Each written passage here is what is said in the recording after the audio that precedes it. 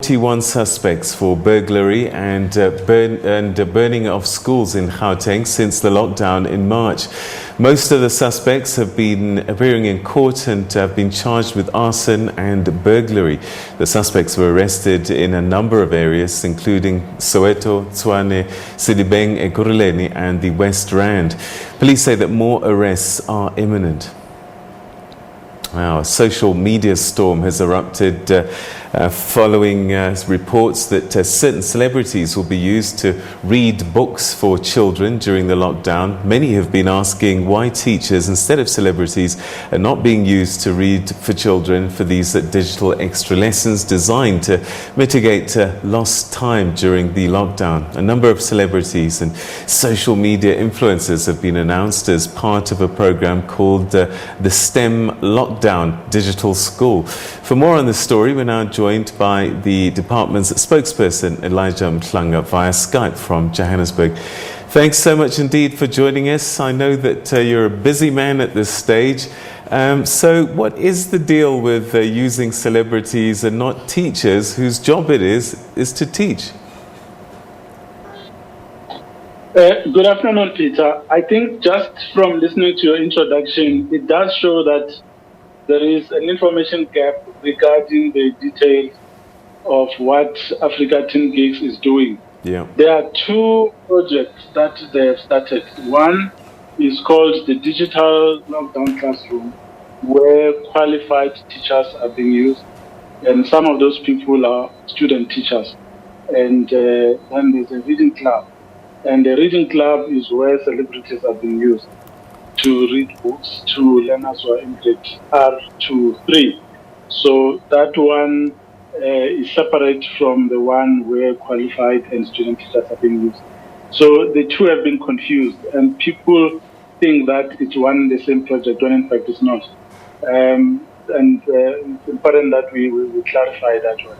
But the other point that we also need to clarify is that this is an initiative by young people who got together and said, what can we do in this time of the lockdown when schools are not operational and learners need support in the home? They said to the department, here's our thought, here's our idea, and we've got our friends who want to be part of it. One, to support learners in terms of the actual curriculum content, and two, to raise awareness in terms of the importance of reading. So that's exactly what they are doing. The department was not involved in the operational side of it in terms of who is chosen to do this. So some of the complaints that are coming through, you can see that they are lacking information, and we are happy that we have been given an opportunity to clarify. All right, so just to clarify again, these celebrities aren't teaching, but are merely reading, and this is not an unusual thing. You see it all over the world, and some would say that they're actually great ambassadors in terms of creating a reading culture, and I guess this is what you hope will come out of this.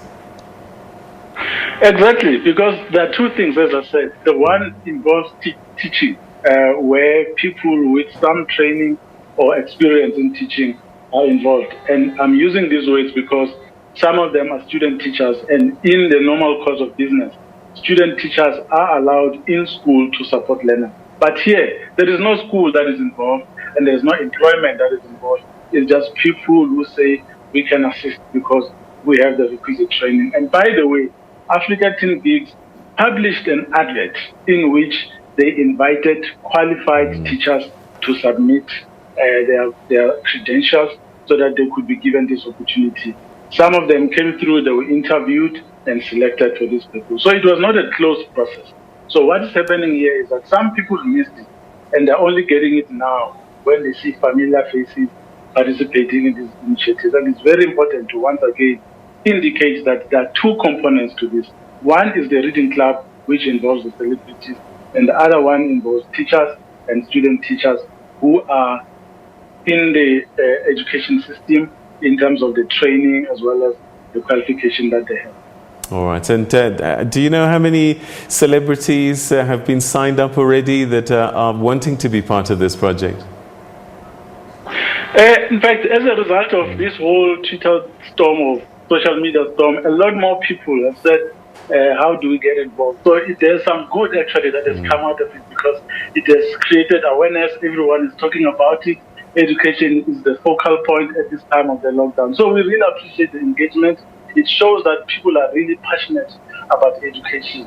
And what a better time to do that than now when people have time. So we're challenging people to read books.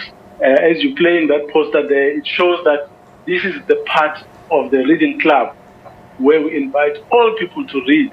Read with your children, read with your neighbors, read with everyone that you can read with, whether it's over a video digitally or just get together in the room as a family, you read a book. This is the time when you should be engaging with the written word. So this whole engagement on social media, we hope that it doesn't end there. We would like to see actual initiatives emerging out of this, where people are saying, we are going to do what Africa Teen Geeks has done to establish an initiative and actually implement it to an extent that it has attracted so much attention because it is really raising awareness around issues of education and the reading of books. So we would like South Africans to really embrace the Read to Lead campaign so that we use this time of the lockdown to engage with the written word. All right. And what sort of ages are you looking at in terms of this reading club and the kinds of books? Is it just for enjoyment or is it school related? No, it's just for enjoyment, and that's the difference between the two projects. That the one focuses on actual curriculum content, and the other one is just reading for leisure. And the Read to Lead campaign, since it was established in 2015, it's really been about that, sharing of books, exchanging books, establishing book clubs, making sure that everyone is reading their book.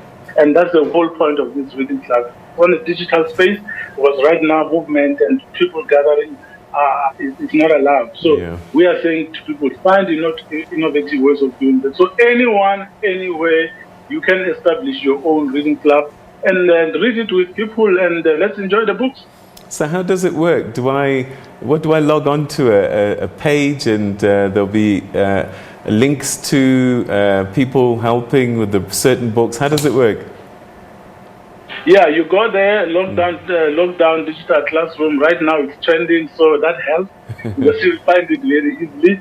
Everyone is talking about it. So to a certain extent, we are delighted that it has attracted so much attention. So it's easy to find it. Go there and you will see what's happening there and actually make a meaningful contribution as opposed to just criticizing without knowing exactly what it is that you're talking about. So people will visit the Facebook page, it's there. It will help you. Africa Teen Geeks or Digital Lockdown Classroom, it will also assist you to find them.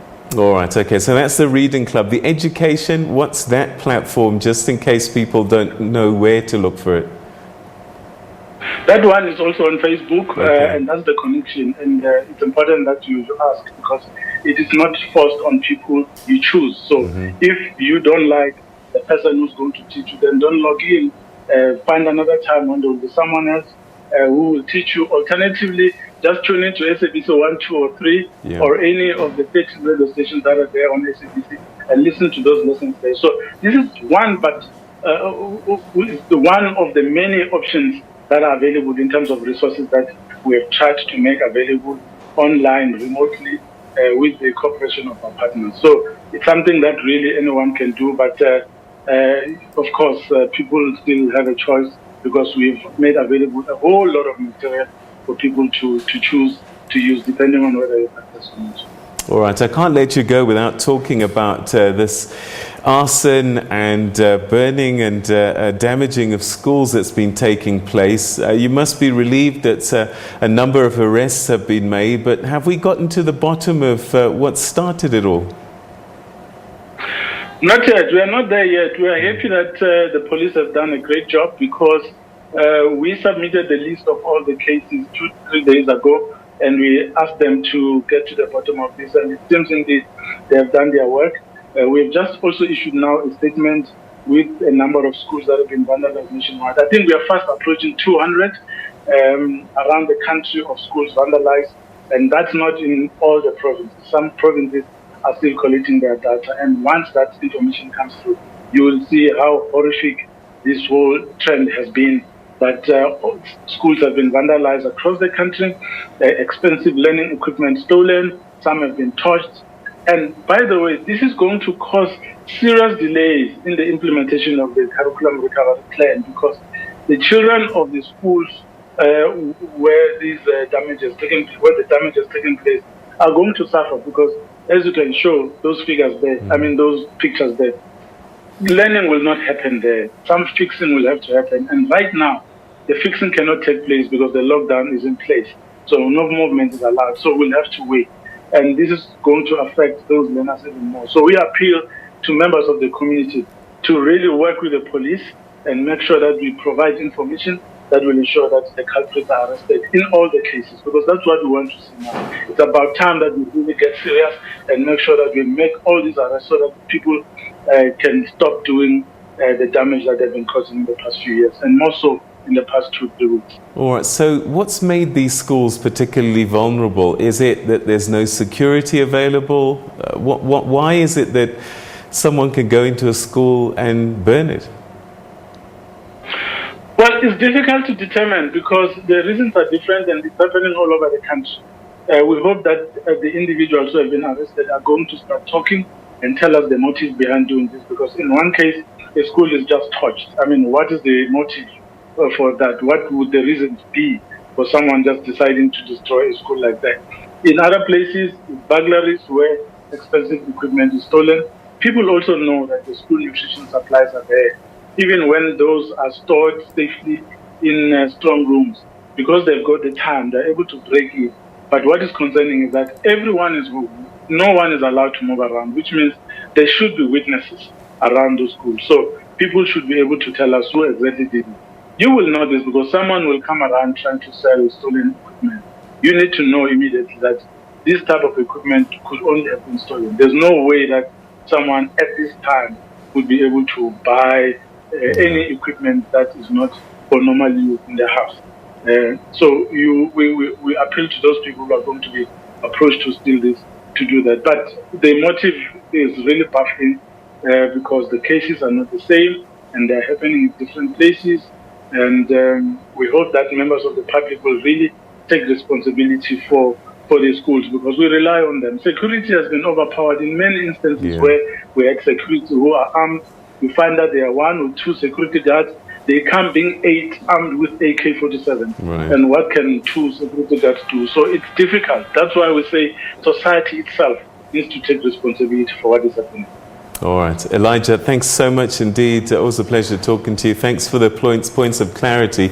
And we look forward to hearing your voice as one of the celebrity readers for our children.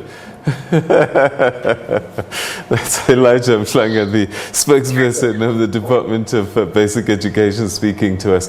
So there you have it. There are 2 platforms. One is for education. That's where the teachers are going to be. And the other one is just for reading. And it's great to have your favorite stars and celebrities reading to your children. It inspires them.